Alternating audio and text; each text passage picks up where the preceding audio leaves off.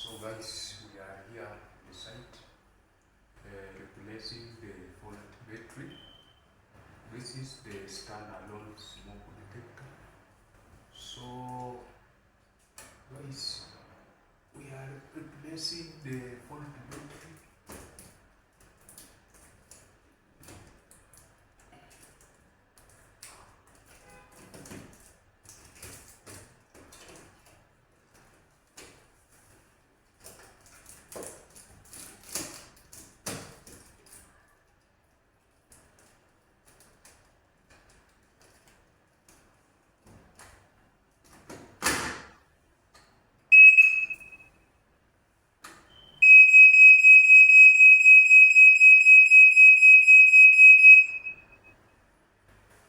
It is okay, ready for work.